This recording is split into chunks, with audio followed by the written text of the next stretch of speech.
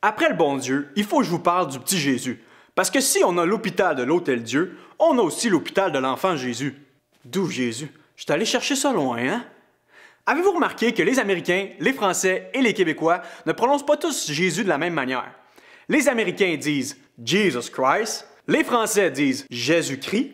Nous autres, les Québécois, on a raccourci l'affaire, Christ. Puis si t'es bien tannant, on rajoute même un petit devant le Christ. Pour la plupart d'entre nous, on a vu Jésus sous deux angles complètement différents. Le premier angle, c'est un petit bébé bien amailloté dans une crèche en dessous du sapin de Noël. Le deuxième angle, c'est un gars qui est cloué sur une croix à moitié nu et qui a une couronne avec des pics sur sa tête. Mais au fond, je vous pose la question, savez-vous vraiment qui est ce petit Jésus? La vaste majorité des historiens, croyants et athées, s'entendent pour dire que Jésus de Nazareth a bel et bien existé. C'était un juif de Nazareth, probablement charpentier de métier, comme son père. Il existe plusieurs preuves provenant de sources non chrétiennes qui relatent l'existence de Jésus. Plusieurs historiens qui n'avaient aucune foi en Jésus ni aucune admiration particulière pour le christianisme ont écrit sur la personne de Jésus. Par exemple, un historien nommé Flavius Joseph, qui a vécu environ de 37 à 100 après Jésus-Christ, a écrit dans un de ses livres d'histoire « En ce temps-là, paraît Jésus, un homme sage. C'était un faiseur de prodiges, un maître des gens qui recevait avec joie la vérité. Il entraîna beaucoup de Judéens et aussi beaucoup de Grecs. Et quand Pilate, sur la dénonciation des premiers parmi nous, le condamna à la croix, ceux qui l'avaient aimé précédemment ne cessèrent pas. Jusqu'à maintenant encore, le groupe des chrétiens n'a pas disparu. » Je pourrais vous donner des dizaines d'autres exemples encore, mais celui-là suffit pour montrer que Jésus de Nazareth a vraiment mis les pieds sur terre. Ce n'est pas un personnage inventé, c'est un personnage historique, au même titre que Platon, Socrate, César, Napoléon Bonaparte et ta grand-mère. Et ta grand-mère! Mais si tous s'entendent pour dire que Jésus a vraiment existé, tous ne s'entendent pas sur son identité. Était-il un bon conteur d'histoire, un simple charpentier, un sympathique qui s'est baladé en Palestine avec sa gang de 12 disciples, un prêcheur galiléen, un révolutionnaire en avance sur son temps, un gentil philosophe qui faisait des jokes de chameaux, un philanthrope à la Gandhi, un agitateur de foule qui a fini par avoir la sanction pénale de la crucifixion, un modèle de vie et de piété, un représentant divin sur terre?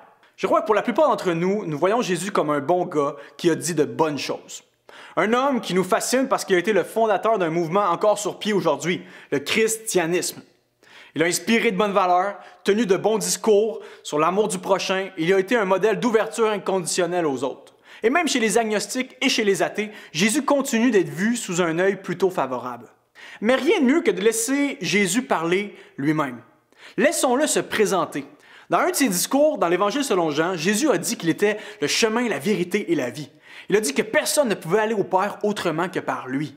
Il s'est prétendu être le seul chemin pour aller à Dieu, la seule personne pouvant offrir une réelle réconciliation avec Dieu le Père.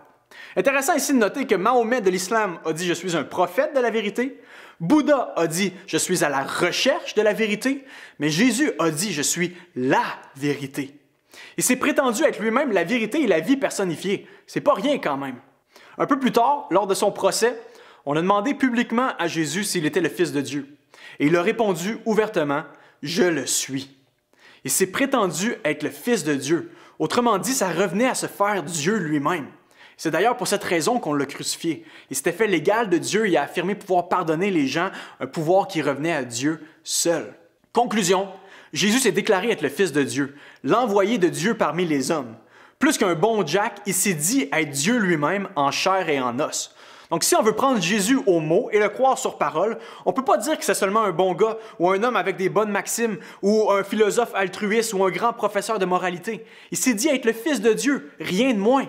Il ne nous a pas laissé libres de croire autre chose ou de lui donner une autre identité. En effet, C.S. Lewis, le grand auteur et théologien qui a écrit les Chroniques de Narnia, a dit qu'il était seulement possible d'adopter 3 positions quant à l'identité de Jésus. La première, on peut le traiter de fou, disant qu'il a halluciné des choses, il y avait de sévères problèmes mentaux, ça ne tournait pas rond dans sa tête, et c'est ce qui l'aurait mené à dire qu'il était le Fils de Dieu. La deuxième, on peut le traiter de menteur. On peut dire qu'il a essayé de séduire tout le monde, il a embarqué tout le monde dans un grand bateau, prétendant qu'il était le Fils de Dieu, mais au fond, ce n'était qu'un imposteur. La troisième et dernière option possible, on peut croire qu'il était vraiment ce qu'il prétendait être, le Fils de Dieu. Dieu lui-même abaissé jusqu'à nous dans la peau d'un simple homme, opérant des miracles, pardonnant des coupables, annonçant que son autorité et son règne allaient s'établir avec son action puissante pour libérer des captifs et sauver ceux qui mettraient leur confiance en lui.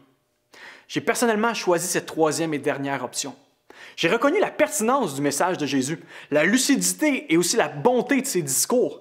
J'ai été émerveillé par la sagesse et la générosité de ses actions, par la perspicacité de ses prétentions.